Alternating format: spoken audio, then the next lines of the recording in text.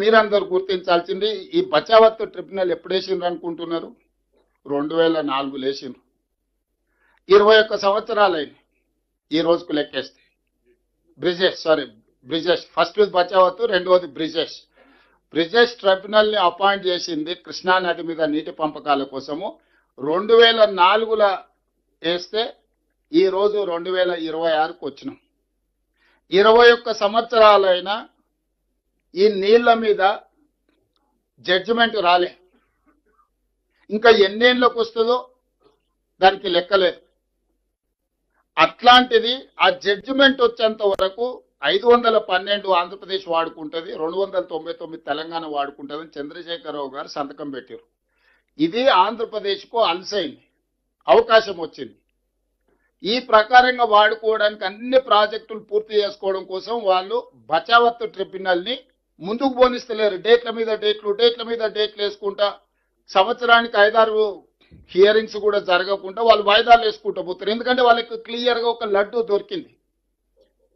మనమే సంతకం పెట్టి 512 టీఎంసీలు ఆంధ్రప్రదేశ్ వాడుకోవడానికి మేము ఒప్పుకుంటున్నాం, 299 మాత్రం మేము వాడుకుంటామని మన సంతకం పెట్టించిన తర్వాత ఇక డిస్ప్యూట్ సెటిల్మెంట్ ఆంధ్రప్రదేశ్ ఎందుకు ముందుకు వస్తుంది? ఈ రోజు బచావత్ ట్రిబ్యునల్ ముందల మన వాదన ఏంది?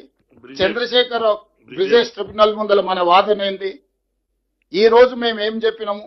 అంతర్జాతీయ జల విధానంలో పరివాహక ప్రాంతం ఎంతైతే ఉంటుందో అంత ప్రపోర్షనట్ షేర్ తెలంగాణకి ఇవ్వాలి.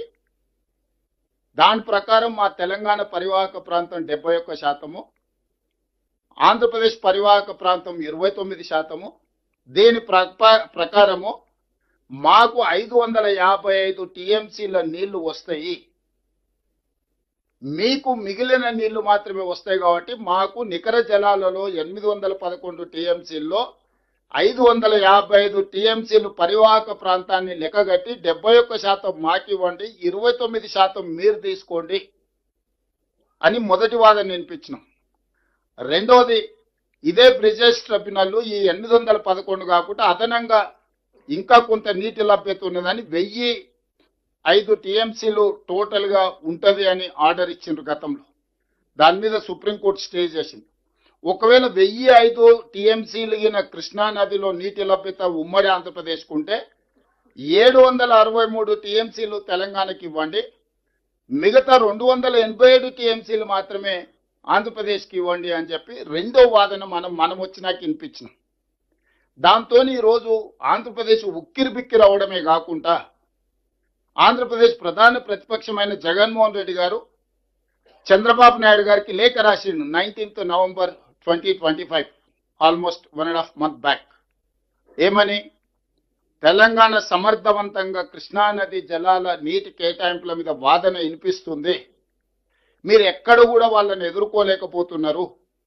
దీనివల్ల ఆంధ్రప్రదేశ్కు మేము సాధించిన, చంద్రశేఖరరావు గారిని మేము మేనేజ్ చేసి సాధించిన నీటి కేటాయింపులు కూడా ఈరోజు తిరిగి తెలంగాణకి వెళ్ళిపోయే ప్రమాదం ఉందని ఈరోజు జగన్మోహన్ రెడ్డి గారు అధికారికంగా చంద్రబాబు నాయుడు గారికి లేఖ రాసింది. ఈ నేపథ్యంలో నిన్నమన్న జరిగిన ఎన్నికలు, ఈ నీళ్ల వెనకాల కుత్సితమైన రాజకీయం ఉన్నది. నేను ఒకటే చెప్తున్నా, మనం ఇప్పుడు చేయబోయే ప్రాజెక్టులని ఆంధ్ర రాష్ట్ర భూభాగంలో చేస్తాం. అంటే గోదావరి జలాలు తెలంగాణ భూభాగం దాటి ఆంధ్రాకు వచ్చిన తర్వాత ఆ నీరుని లిఫ్ట్ చేసి రాయలసీమకి తరలిస్తున్నాం. That is the vision. అంతేగాని తెలంగాణ ప్రాజెక్ట్ చిల్లు ఎవడు పెట్టట్లే కదా భయ్, కామన్ సెన్స్. నేను ఇప్పుడు ఏమన్నానంటే, మీరు చూస్తారు వరదలు వచ్చినప్పుడు వేలాది టీఎంసీ సముద్రంలోకి వెళ్తుంది. ఎందుకు పంపించాలంటున్నా? ఒక టీఎంసీ కోసం రాష్ట్రాల మధ్యన యుద్ధాలు జరిగినాయి. ఒక 10 టీఎంసీల కోసం దేశాల మధ్యన, ఆఫ్రికాలో దేశాల మధ్యన యుద్ధాలు జరుగుతున్నాయి. అలాంటిది వేల టీఎంసీలు సముద్రంలోకి వెళ్తుంది. ఆ టీఎంసీలు ఆ నీరుని కాపాడుకుని ఆ నీరుని లిఫ్ట్ చేసి మన ఆంధ్ర రాష్ట్రానికి రాయలసీమ ప్రాంతానికి తీసుకెళ్లాలని మా ఆలోచన. ఆ ఇరిగేషన్ అంతా నెట్వర్క్ చేయగలిగితే రాబోయే రోజు ఇతర రాష్ట్రాలు కూడా ఇవ్వగలుగుతాం.